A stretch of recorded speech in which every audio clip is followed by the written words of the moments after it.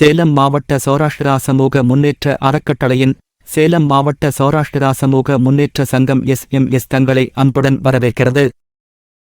Salem SMS தொண்டு அமைப்பு 14ஆம் ஆண்டாக 2023 மே மாதம் முழுவதும் நடத்திய 28 இலவச கோடை வகுப்புகளின் நிறைவு விழா அம்மாபேட்டை வித்யாநகர் ஸ்ரீ வித்யா மந்திர் ஹாஸ்டலில் மே 29, 2023 திங்கட்கிழமை மாலை 6 மணியளவில் துவங்கிய நிகழ்ச்சியின் காணொளி தொகுப்பின் தொடர்ச்சி 4ஆம் பகுதி. காண திகட்டாத காணொளி பாரீர். நம் எதிர்கால சந்ததியினரின் திறமைகளைக் கண்டு வியப்பீர். சிந்தையெங்கும் பரவும் இன்பத்தை உணர்வீர். மகிழ்ச்சியில் பூரிக்கும் மலராய் மலர்வீர். உள்ளத்து ஆசைகள் உய்வதைக் கண்டு உயர்ந்து போவீர். அனைவருக்கும் பகிர மறக்காதீர். இக்காணொளி முழுவதும் தமிழில் என்பதை அறிவீர். அனைவருக்கும் இதனை பகிர தயங்காதீர். விரைந்து பகிர்ந்து 10% வியூஸ்களை கடக்கும் நிலையினை உருவாக்குவீர். யாம் பெற்ற இன்பம் மற்றவருக்கும் பெறவைத்த பேரினை அடைவீர். நல்லது. இந்த கோடை முழுவதும் இங்கே கடந்த 3 ஆண்டுகளுக்கு பிறகு நடைபெற்ற இந்த வகுப்பில் வந்து கலந்து கொண்டு சிறப்பித்து சிறப்பாக நடத்தி கொடுத்த நிறைய பேர் பொறுப்பாளர்கள் இருக்காங்க. ஆசிரியர்கள் எந்த அளவு நம்ம உழைச்சிருக்காங்களோ இந்த உழைப்பை விட பல மடங்கு அதிகம் உழைச்சவங்க. நான் எதையும் யாரையும் குறைவாகவும் அதிகமாகவும் சொல்லல. ஆனால் இந்த வகுப்புக்கு நம்ம ஒருத்தருக்கு நம்பர் இருக்கா, ஐடி கார்டு இருக்கா, இதை ஒரு சிஸ்டமேட்டிக்காக ஒர்க் பண்ணி இது எல்லாமே ஒரு வடிவமைச்சு யார் யார் எத்தனை பேர் எந்த வகுப்பு போகிறாங்க இதெல்லாம் ரொம்ப சார்ட் பண்ணி இதுக்கு வரக்கூடிய பதிவு இதெல்லாம் பண்ணி நிறைய விஷயங்கள் நமக்கு ஜெயராம் பாவா அவங்க தாசில்தார் ரிட்டையர்ட் ஆனவங்க. இதே மாதிரி இந்த வகுப்பு பின்னணியிலிருந்து வரக்கூடிய நிறைய வேலைகள் பண்ண பொறுப்பாளர்கள் ஏறத்தாழ 30-40 பேர் வரைக்கும் இருக்காங்க. அத்தனை பேருமே மாதம் முழுக்க வேலை செஞ்சுருக்காங்க. உண்மையிலேயே இந்த ஒட்டுமொத்த சமுதாயத்துக்கு நான் கடன்பட்டவன். இந்த வேலை செய்கிறதுக்கு எனக்கு கொடுத்து வச்சிருக்கணும். நான் ஏதோ சேவை பண்ணிட்டேன் இல்லை, கொடுத்து வச்சிருக்கணும். இது செய்ய வேண்டியது என்னுடைய கடமை. இந்த மனோபாவத்தோட பெரிய வேலை செஞ்சுருக்காங்க. அதே போல் ஒரு சனிக்கிழமையும் பண்பாட்டு வகுப்பு நடந்தது. இந்த பண்பாட்டு வகுப்பில் இங்கே அமர்ந்திருக்கக்கூடிய திருமதி தேவிகா குலசேகரன் அவங்க ஒரு பொன்னாடை வாங்க. அவங்க அனைவருக்கும் கல்வி இயக்கத்தில் மாவட்ட ஒருங்கிணைப்பாளராக இருக்காங்க. ஏறத்தாழ அவங்க பேரை விட நீளமாக டிகிரி வரிசையாக வரும். அவ்வளோ படிச்சுனா கூட இந்த சிட்டு குழந்தைங்களுக்கு அழகாக கதை சொல்லி பாட்டு பாடி அவங்க எழுத்தாளர், பேச்சாளர், பஜன், பாடல்கள், மேடை கச்சேரி சகல விதமான திறமை படைத்தவங்க. எவ்வளோ திறமை இருந்தாலும் ஒரு அவை அடக்கத்தோட இந்த குழந்தைங்களுக்கு தொடர்ந்து பண்பாட்டு வகுப்பு நடத்திட்டு இருக்காங்க. அவங்களுக்கு ஒரு பாராட்டி பொன்னாடை அணிவிக்குமாறு தீபா மேடம் அவங்களை அன்போடு கேட்டுக்கொள்கிறோம்.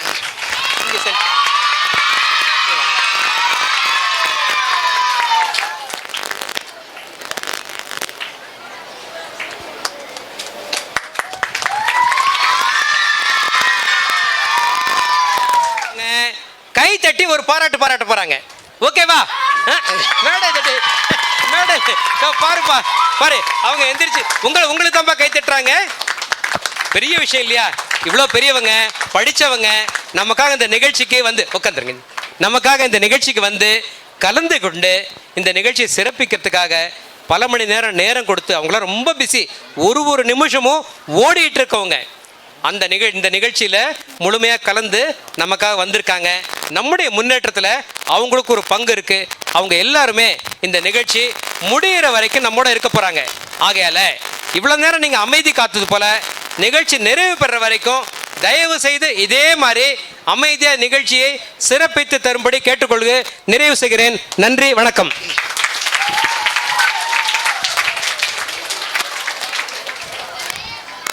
அவர்களுக்கு நன்றி.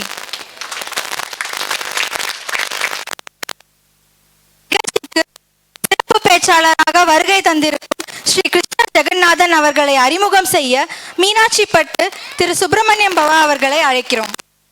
சமூக முன்னேற்ற அறக்கட்டளையின் 14வது ஆண்டு கோடை பயிற்சி வகுப்புக்கு வந்திருக்கும் சிறப்பு பேச்சாளர் திரு கிருஷ்ண ஜெகநாதன் ஐயா அவர்களுக்கு வருமாறு அவர்களுக்கு அன்புடன் வரவேற்கிறோம். சிறந்தனவே, இப்போ இந்த மேடையில் இருக்கிற என் சகோதரருடைய கைக்கடிகாரத்தில் 8:10 நிகழ்ச்சி 9 மணிக்கு முடிக்கணும். அது தவிர நிகழ்ச்சி முடிந்த பிறகு நமக்கு மத்திய பிரதேசத்திற்கான உணவும் காத்து கொண்டிருக்கிறது. அதிக நேரம் போனால் அது ஆரிய பவன்லேருந்து வந்ததாக ஆகிடும். அதனால் எவ்வளோ சுருக்கமாக முடிக்க முடியுமோ அவ்வளோ சுருக்கமாக முடிக்கிறேன். முதலாவதாக நம்முடைய சௌராஷ்டிரா சமூக முன்னேற்றத்தினுடைய அமைப்பாளர்களுக்கு நாம் அத்தனை பேருமே ஸ்ரீ சந்திரசேகர் சொன்ன 1, 2, 3, 4 கைத்தட்டலை பலத்த கரகோஷத்தில் நீங்கள் செய்யணும்னு கேட்டுக்கிறேன்.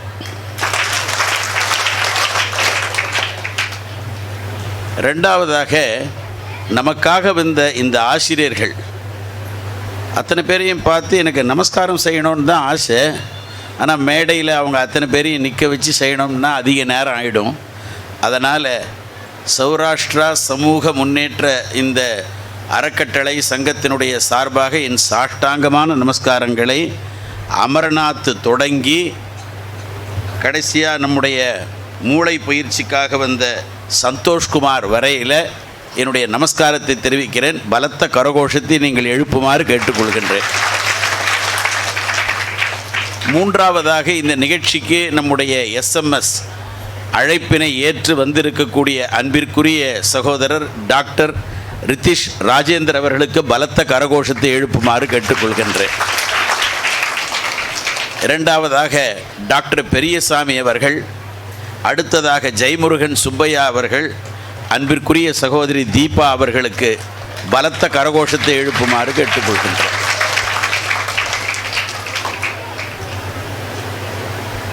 நீங்கள் தான் முக்கியமான விருந்தாளிகள், நபர்கள், கதாநாயகர்கள் அப்படின்னு சொல்லிட்டார். அதனால் உங்களுக்கான ஒரு பாட்டு நான் பாடுறேன், திரும்பி பாடலாம். அதுவே தான் பெரியவங்களுக்கான செய்தியும் கூட. அந்த பாட்டை நான் பாடி முடித்த பிறகு யாராவது வந்து இங்கே பாடினா விசேஷ பரிசு இங்கு உண்டு. சரிதானா? சரிதானா? பாட்டை கேட்டுக்கணும், பாட்டை கேட்டு இங்கே வந்து பாடணும்.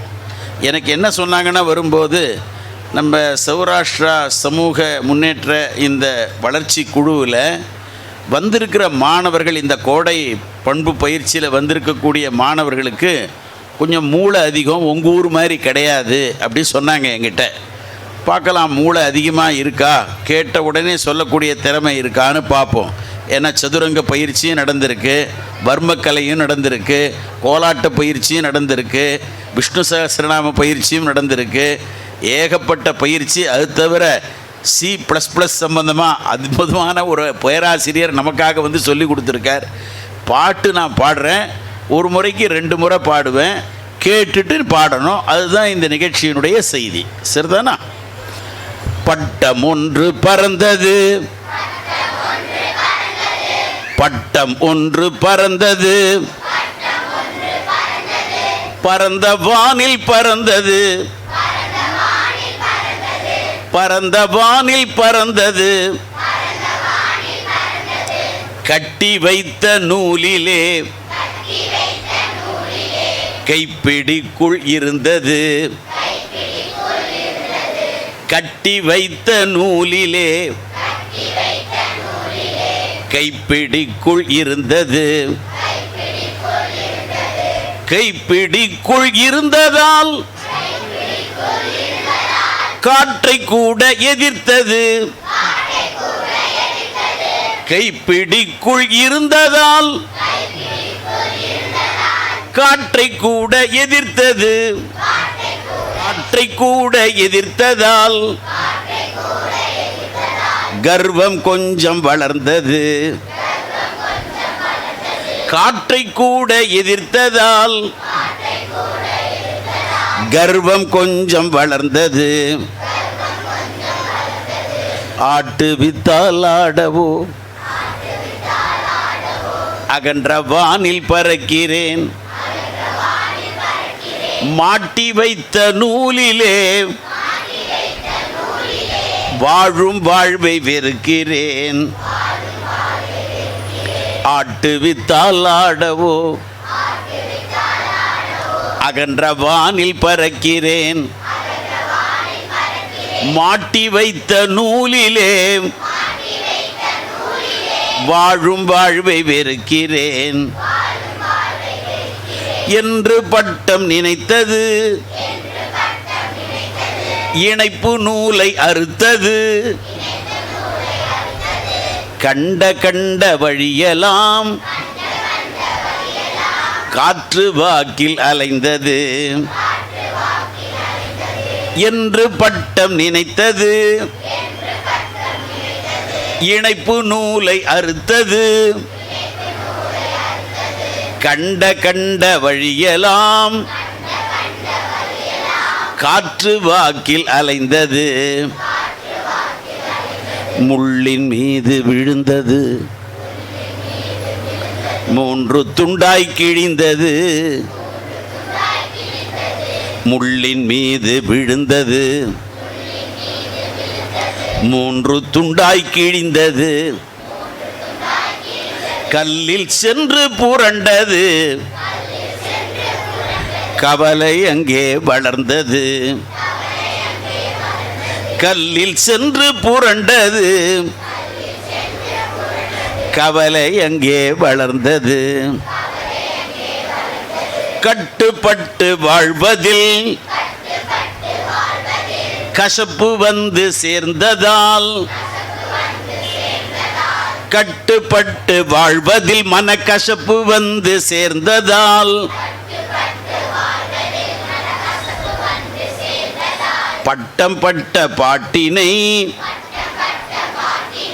படித்து அறிய வேண்டுமே.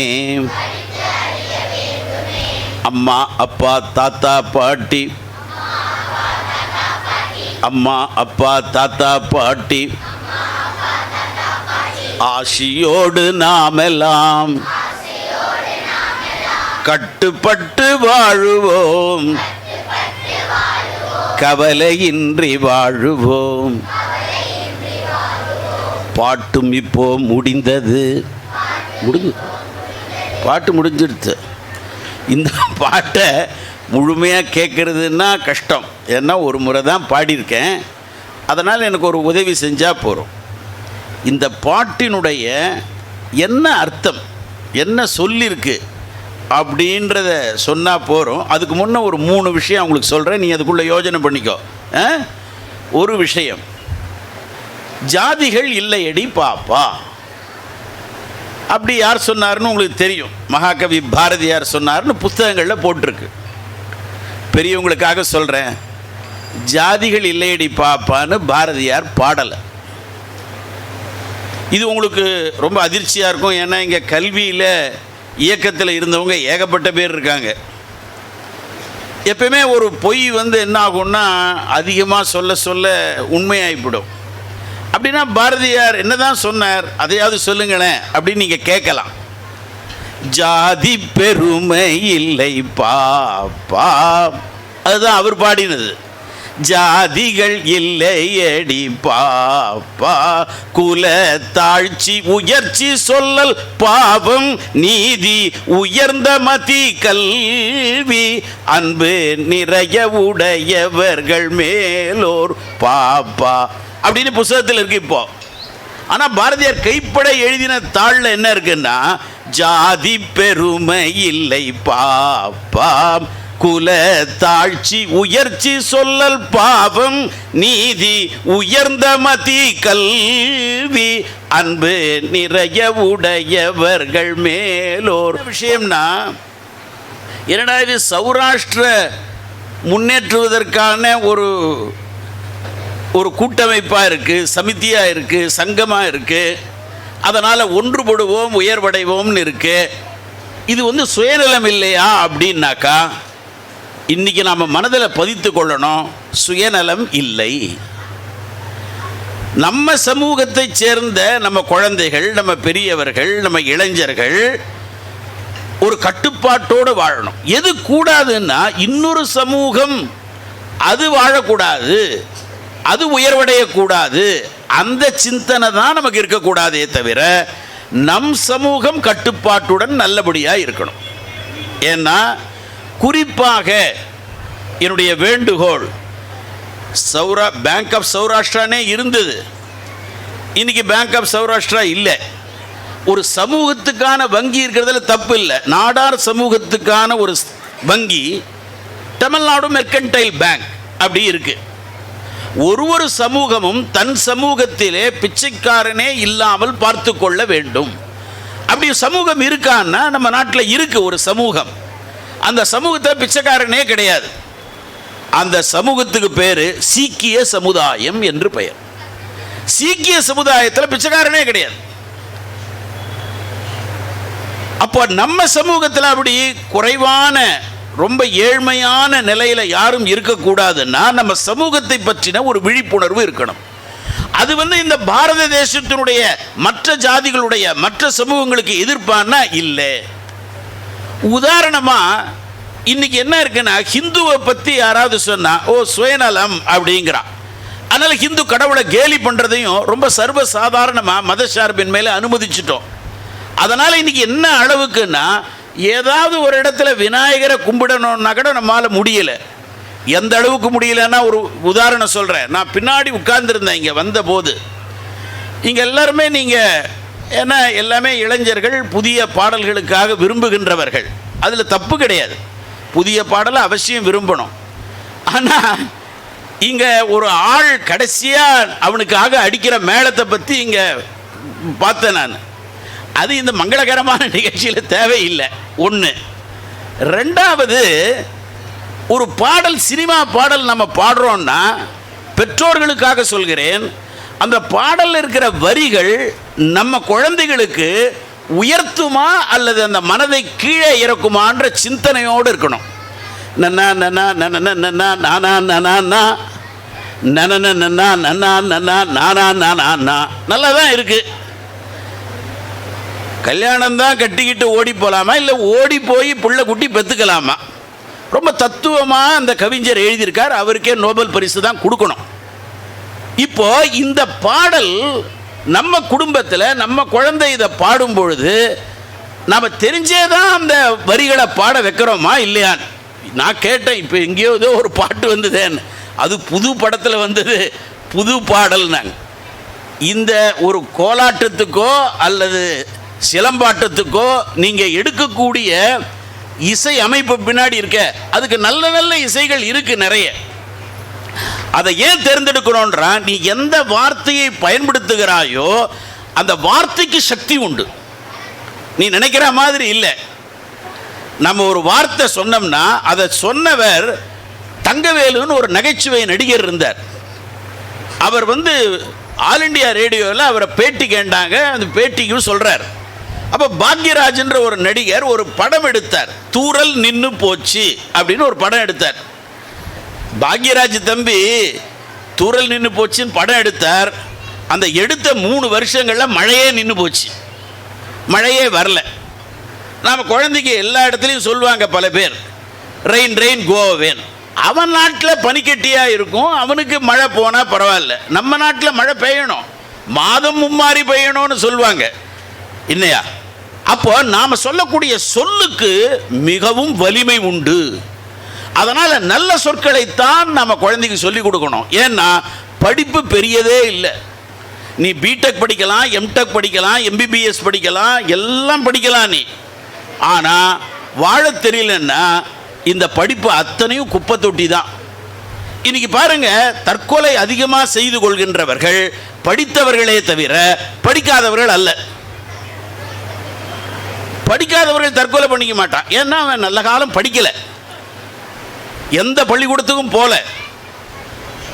படிக்கிறதுனுடைய நோக்கம் பண்பு வளரணும், அம்மா அப்பாவை காப்பாற்றணும், என் குடும்பத்தை காப்பாற்றணும், என் சமூகம் நல்லா இருக்கணும், என் சமூகம் சார்ந்த மற்ற சமூகங்களும் நல்லா இருக்கணும், என்னுடைய நாடு நல்லா இருக்கணும். இந்த சிந்தனைக்குத்தான் நாம இங்க கோலாட்டமோ சிலம்போ அல்லது வர்மக்கலையோ அல்லது சதுரங்க பயிற்சியோ இதுக்கெல்லாம் அனுப்புறோம். இது இல்லாம, பண்பே இல்லாம இந்த படிப்பு, இந்த வித்தை பாழ். அதனால வள்ளுவன் 1330 குறள்ல 2வது குறள்லயே சொல்லிட்டான், கற்றதனால் ஆய பயன் என்கொல். என்ன பயன்? வாலறிவன் நற்றாள் தொழார் எனின். இறைவனை தெரிந்து கொள்ள முடியாத ஒரு படிப்பு வீண் படிப்பு, அது பலனே கிடையாது. 2வது விஷயம், இந்த சௌராஷ்டிரா சமூகத்தினுடைய முன்னேற்றத்திற்காக உங்கள் பெண் குழந்தைகளை காப்பாற்ற வேண்டிய மிகப்பெரிய பொறுப்பு இருக்கு. ஏன்னா தமிழ்நாட்டில் திருத்தணியிலிருந்து கன்னியாகுமரி வரையில், நாகப்பட்டினத்திலிருந்து நீலகிரி வரையில் பயணம் செய்து கொண்டிருக்கிறேன். நம் குழந்தைகளை நீங்கள் வெளியில் அனுப்பும் பொழுது நம் குழந்தைகள் வேறு சமூகத்துடன் கலந்து அவர்கள் நம்முடைய பாரம்பரியத்தை இழந்து விடுகிறார்கள். அப்படி நான் பல இது பார்த்துருக்கேன். அதனால் ஆபத்தான சமுதாயம் இருக்குது. இல்லையே என் குழந்தை ரொம்ப நல்ல குழந்தை தான், நேராக போவான், வரக்கூடிய எதிரில் இருக்கிற பஸ்ஸு நேராக வரும்னு சொல்ல முடியாது. அது எப்படி வேணா வரலாம். அதனால் நம் சமூகத்தினுடைய ஒற்றுமையை காப்பாற்றணும்னா இந்த விஷயம் அவசியம். ஏன்னா நான் பார்த்து கொண்டிருக்கிறேன் சமுதாயத்தில் பெண்களுடைய பாதுகாப்பு மிகவும் முக்கியம்னா அதுக்கு தாய் தந்தையர் மிகவும் பொறுப்பு. அதனால தான் இந்த பாட்டை பாடினேன். இந்த பாட்டினுடைய தத்துவத்தை யாராவது வந்து சொன்னால் போரும், பாட்டை பாடணும்னு அவசியம் இல்லை. வேகமாக ஒரு தடவை நான் இந்த பாட்டை பாடுறேன், நீ வேகமாக ஒரு தடவை சொல்லிடு. இங்கே வந்து சொன்ன பிறகு உனக்கு ஒரு பரிசு இருக்கு, சரிதானா? பட்டம் ஒன்று பறந்தது, பறந்த வானில் பறந்தது, கட்டி வைத்த நூலிலே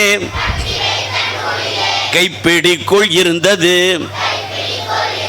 கைப்பிடிக்குள் இருந்ததால் காற்றை கூட எதிர்த்தது, காற்றை கூட எதிர்த்ததால் கர்ப்பம் கொஞ்சம் வளர்ந்தது, ஆட்டு வித்தால் ஆடவோ அகன்ற வானில் பறக்கிறேன், மாட்டி வைத்த நூலிலே வாழும் வாழ்வை வெறுக்கிறேன் என்று பட்டம் நினைத்தது, இணைப்பு நூலை அறுத்தது. நீ உன்னுடைய குடும்பத்தினுடைய விட்டு நீ வேற ஏதாவது குடும்பத்துக்கு போனேன்னா, அது நான் சொல்றது வெளியில, உன்னுடைய குடும்பத்தில் இருக்கிற பாரம்பரியமோ உறவினர்களோ கடைசி வரலும் வரமாட்டாங்க. அதனால தான் நமக்கு சமுதாயத்தில் இருக்கணும். ரொம்ப தவறான அபிப்பிராயம் இந்த நாட்டில் என்ன பரப்பியிருப்பாங்கன்னா, ஜாதிகள் இருப்பது பலவீனம்னு சொல்லியிருக்காங்க. ஜாதிகள் தான் நம் சமுதாயத்தின் பலம். பல கடவுளர்கள் இருப்பது நமக்கு பலவீனம் என்று சொல்லிக் கொடுத்திருக்கிறார்கள். பல கடவுள்களை வழிபடுவது என்பது பலம். பல நூல்கள் இருப்பது பலவீனம் என்று சொல்லிக் கொடுத்தார்கள். அவங்களுக்கெல்லாம் ஒரு நூல் தான் இருக்கு, புனித நூல். உனக்கு பல நூல் இருக்குன்னு சொல்லி கொடுத்தாங்க. அது பலவீனம் அல்ல, பலம். எதையெல்லாம் பலமோ அதை பலவீனமாக நினைத்து கொண்டோம். அதனால தான் 75 ஆண்டு காலத்திற்கு பிறகு இப்பொழுதுதான் பாராளுமன்றத்தையே நாம கட்டியிருக்கோம். அதுக்கே இத்தனை ஆண்டு ஆகியிருக்கு. அதனால நம் பாரம்பரியம் பாருங்க, நந்தி வந்ததுன்னா அது மதசார்பின்மைக்கு ஆபத்துன்னு சொல்லும்படியான ஒரு கேவலமான சூழ்நிலை வந்திருக்கு. இந்த நாட்டில் நந்தியை கொண்டாடாம யாரை கொண்டாடுவோம்? நந்தி என்பது தர்மத்தினுடைய சின்னம், அதை சொல்றது கூட ஆள் இல்லை. காளை என்பது தர்மத்தின் சின்னம், அறத்தினுடைய சின்னம். பசு என்பது பூமியினுடைய சின்னம். எனவே தர்மமும் பூமாதாவும் சேர்ந்து இருக்கணும். அதற்காகத்தான் படிக்கிறோம். இப்ப யாராவது வரலாம், அம்மா அப்பா தாத்தா பாட்டி ஆசியோடு நாம் எல்லாம் கட்டுப்பட்டு வாழுவோம், கவலையின்றி வாழுவோம். அடுத்த தடவை மழை இருந்ததுனால் வருவோன்ற பயத்தில் இங்கே வச்சுருக்காங்க. நல்லா வளாகம் பெருசாக இருக்கணும் நம்ம குழந்தைகளுக்கு, அந்த இடத்துல நடத்தணும். முதல் நாள் என்ன செய்யணும்? குழந்தைகளுக்கான எல்லா பயிற்சி முடிந்த பிறகு அதனுடைய பிரதர்ஷன் அவங்களோட வெளிப்படுத்தி காட்டணும். 2வது நாள் பரிசு கொடுக்கறது மட்டும் வச்சுக்கணும். ஏன்னா இப்போ ஏன் தெரியுமா, உங்களுக்கு சர்டிஃபிகேட் கொடுக்கல உண்டுன்னு நினைக்கிறேன் இல்லையா? இவங்களுக்கு உங்களெல்லாம் இங்கே இருக்கிறவங்க இல்லைன்னா சர்டிஃபிகேட் கொடுத்தா போயிடுவீங்களோன்ற பயத்தில் வச்சுருக்காங்களான்னு தெரியல. நல்ல காலம், எனக்கு ஒரு சந்தோஷம், ஆசிரியர்களுக்காவது முதல்ல கொடுத்தாங்களேன்னு. உங்களுக்கு தான் முதல்ல கொடுத்துருக்கணும். எல்லாருக்குமே பயம் என்னென்னா, சர்டிஃபிகேட் வாங்கிட்டு நீங்கள் போயிட்டீங்கன்னா யாரோட பேச போகிறாங்கன்றதுனால அப்படி செஞ்சாங்களோ எனக்கு தெரியாது. இருந்தாலும் சீக்கிரம் கொடுத்துருவாங்க. யாராவது ஒருத்தர் வீரரோ வீராங்கனையோ மேடைக்கு வரலாம். இந்த பாட்டினுடைய பொருள். அப்போவிலேருந்தே கை தூக்கிட்டு இருக்கார் பாவம். வாங்க வாங்க, சிங்கம் வருது, கை தட்டுங்க. இது வண்டலூர் சூ மாதிரி கத்தக்கூடாது. அது ரொம்ப இதுவாக போடும். கொலவை கூட அது வேற மாதிரி இருக்கும். மேடை எத்தனை வருஷமாக படிக்கிறீங்க? இந்த வருஷம் தானே? சரி, சொல்லுங்க. இந்த பாட்டினுடைய அர்த்தம் என்னன்னா, நம்ம அம்மா அப்பா தாத்தா பாட்டி உறவினர்களுடைய கட்டுப்பாட்டில் வாழ்ந்தோம்னா நிம்மதியாகவும் ஜாலியாகவும் வாழலாம். ஆனால் அது தெரியாமல் நம்ம வந்து கசப்போ இது இப்படி இருக்குன்னு சொல்கிறோம். அதே இது நம்ம தனியாக போயிட்டோம்னா நமக்கு அம்மா அப்பாவை தவிர வேறு யாருமே துணையே கிடையாது. அதே நம்ம போயிட்டோம்னா நமக்கு யாருமே இல்லை, நம்ம அம்மா அப்பா கூட இருந்தப்பவே ஜாலியாக இருந்துச்சுன்னு அந்த கசப்பை அப்போ ஈக்கும்.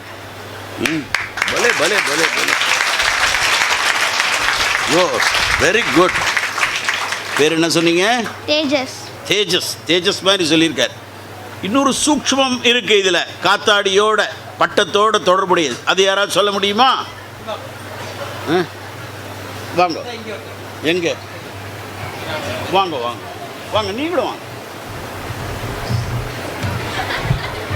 அவ்வளோதான் அவ்வளோதான், இடமில்லை. அவங்களாம் பேசணும், டாக்டர்லாம் பேசணும், பெரியசாமி ஐயா பேசணும், தீபா அம்மா பேசணும், ரித்தீஷ் ராஜேந்தர் பேசணும், நம்முடைய இன்னொரு பேர் என்ன, ஜெய் குமாரா, ஜெய் முருகன் சுப்பையா அவர்கள் பேசணும். சரிதானே? உங்கள் பேர் என்ன? என் பேர் யோகதானி. அனைவருக்கும் வணக்கம். என்னன்னா நம்ம படிக்கிறீங்கன்னு சொல்லு. 10th ஸ்டாண்டர்ட் முடிச்சு 11th ஸ்டாண்டர்ட் போகிறேன். ஓ, ஜாக்கிரதையாக இருக்கணும். என்னன்னா அப்பா வந்திருக்காங்களா? அப்பா வந்திருக்காங்க. சொல். நம்ம ஆசிரியர்கள் மாதா பிதா குரு தெய்வம் அப்படின்னு சொல்லுவாங்க. கடவுளுக்கு அடுத்ததுக்கு முன்னாடி இருக்க 2 பேரோட வார்த்தை நம்ம காப்பாற்றியே ஆகணும். நம்ம நினைப்போம் இந்த நம்மளோட புரியாத வயசுல எது சொன்னாலும் அது தப்பாக தான் தெரியும். அதனாலேயே நிறைய பேர் வந்து அப்பா அம்மா பேசி கேட்க மாட்டாங்க. ஃப்ரெண்ட்ஸ் சொல்கிறது தான் முக்கியம் அப்படின்னு நினச்சிப்பாங்க. ஃப்ரெண்ட்ஸ் சொல்கிறது முக்கியம்தான், ஆனால் அவங்களுக்கு அனுபவம் இல்லையா? அனுபவப்பட்டவங்களால தான் அதை வந்து யோசித்து உங்களுக்கு இது சரி இது தப்புன்னு சொல்ல முடியும். வாழ்க்கையும் அவங்க நல்லா கற்றுருப்பாங்க. அதனால் பெரியவங்க பேச்சு கேட்டே ஆகணும். பலே பலே பலே பலே பலே பலே. உண்மையிலேயே எஸ்எம்எஸ்ல இருக்கக்கூடிய குழந்தைகள் அதிபுத்திசாலிகள்னு தெரியுது. இவங்க 2 பேருக்கும் தக்க பரிசு நிகழ்ச்சி நிறைவில் சந்திரசேகர் அவர்கள் கொடுப்பார்கள் என் சார்பாக. வாழிய செந்தமிழ், வாழ்க நற்றமிழர், வாழிய பாரத மணித்திரு நாடு, வந்தே மாதரம், வாழ்க வையகம், வாழ்க வளத்துடன், வாழ்க நலத்துடன். நன்றி, வணக்கம்.